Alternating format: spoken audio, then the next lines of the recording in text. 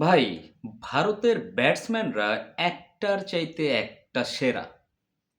আপনি আমাকে বলবেন যে আমি সবসময় ভারতের ক্রিকেটের প্রশংসা করি, ভারতের খেলাই নিয়ে প্রশংসা করি। এখন তো চলছেই ভাই ভারতের আইপিএল। ওয়ার্ল্ডের একটা সেরা লিগ চলছে, সেই সেরা লিগ নিয়ে কথা না বলে তো আমি অন্য কিছু বলতে পারব না।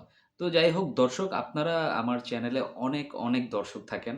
আপনারা আমাকে অনেক বেশি ভালোবাসা দেন, অনেক অ্যাপ্রিশিয়েট করেন।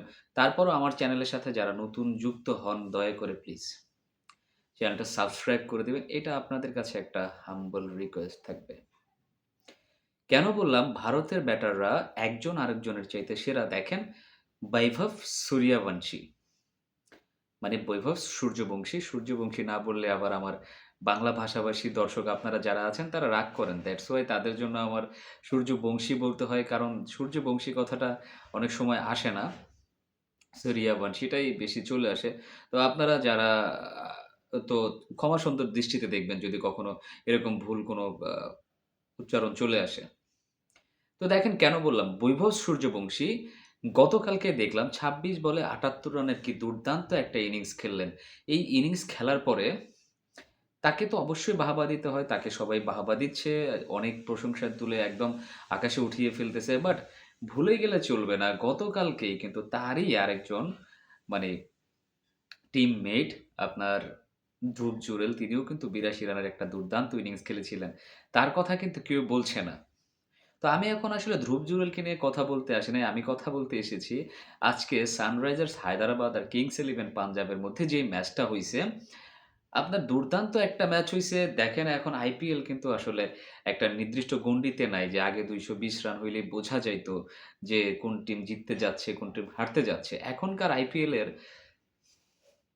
সেই সীমাবদ্ধতাটা নাই। আইপিএলে বোঝাই যায় না যে কে কত রান করবে, এটা চেজ হবে কি হবে না বা ডিফেন্ড হবে কি হবে না বোঝার কোনো উপায় নেই। দেখেন আজকে সানরাইজার্স হায়দরাবাদ আগে ব্যাটিং করে ২১৯ রানের অবশ্যই ভালো একটা সংগ্রহ, অবশ্যই ভালো একটা সংগ্রহ করেছে। অভিষেক শর্মা আজকে তো অভিষেক শর্মা একদম ফাটাইয়া দিছে। যেই অভিষেক শর্মা রান পাচ্ছিলেন না ২৮ বলে আজকে ৭৪ রানের একটা দুর্দান্ত ইনিংস খেলছে। ২৬০-৬৫ স্ট্রাইক রেটে কি দারুণ ব্যাটিং! কোনো অংশেই বৈভবের চাইতে কম না। তো কেন বলছি ভারতের এই যে ব্যাটাররা একজন আরেকজনের সাথে কম্পিটিশন করছেন এটা কিন্তু দেখতে ভালো লাগে। তখন সিলেক্টর যারা আছেন, নির্বাচক প্যানেলের যারা আছেন তারা একটা মধুর সমস্যায় পড়ে যায় যে কাকে ফেলি আর কাকে ধরি। এরকম একটা কম্পিটিশন হইলে আসলে ভালো লাগাটাই কাজ করে। আজকে অভিষেক শর্মা ২৮ বলে ৭৪ করছেন। তার মধ্যে ৮ টা 6 আর ৫ টা 4 আছে। আর অপরদিকে দেখেন সেই ২১৯ রান কিন্তু তারা ধরে রাখতে পারেন নাই। তারা ধরে রাখতে পারেন নাই। পারবেন কি করে? প্রীতির কিংস ইলেভেন পাঞ্জাব যেভাবে পিটাইছে 18.2 ওভারে তারা কিন্তু সেই ম্যাচটাকে একদম খতম করে দিছে। একদম খতম করে দিছে। আর সেই খতমের রাস্তা দেখাইছেন হচ্ছে শ্রেয়াস আইয়ার, ভারতের আরেকজন স্টার প্লেয়ার। ৩৩ বলে ৬৯ রান করে অপরাজিত ছিলেন এবং শেষ পর্যন্ত দলের জয় নিশ্চিত করেই কিন্তু তিনি মাঠ ছেড়েছেন। তো এই হচ্ছে আসলে আইপিএল এর অবস্থা। প্লেয়াররা একজন আরেকজনের চাইতে বেটার, একজন আরেকজনের চাইতে বেটার। আসলে এরকম সুস্থ প্রতিযোগিতা আমাদের দেশে ক্রিকেটে যদি হইতো, একজন আরেকজনের চাইতে ভালো খেলছেন, একজন আরেকজনকে পেছনে ফেলে আগে চলে যাচ্ছেন। মানে এরকম প্রতিযোগিতা যদি আমরা আমাদের ক্রিকেটে দেখতে পারতাম, সিরিয়াসলি ভাই অনেক ভালো লাগতো, অনেক ভালো লাগতো। একজন আজকে প্রশ্ন করেছে কমেন্টে যে, "আমাদের দেশে ভাই এরকম প্লেয়ার হয় না কেন?" আমাদের দেশে এরকম প্লেয়ার হবে কোত্থেকে ভাই? আমাদের দেশের ক্রিকেট কাঠামোটা অতটা উন্নত না। অতটা কম্পিটিটিভ না। যে কয়টা লিগ চলে ভারতে সারা বছর তার হয়তোবা খুব কমই আমাদের দেশে চলে। আমাদের দেশে তো ন্যাশনাল লিগটাও ঠিকমতো অনেক সময় আয়োজিত হয় না। দ্যাটস ওয়াই কম্পিটিটিভ প্লেয়াররা আসেন না। আমার কাছে মনে হয় আ বাংলাদেশে কিছু পদক্ষেপ নিতে পারে যেগুলা নিলে হয়তোবা বাংলাদেশে ভালো প্লেয়ার হবে। একটা সময় ছিল আমাদের ন্যাশনাল লিগে বাইরে থেকে ভালো প্লেয়াররা খেলতে আসতেন।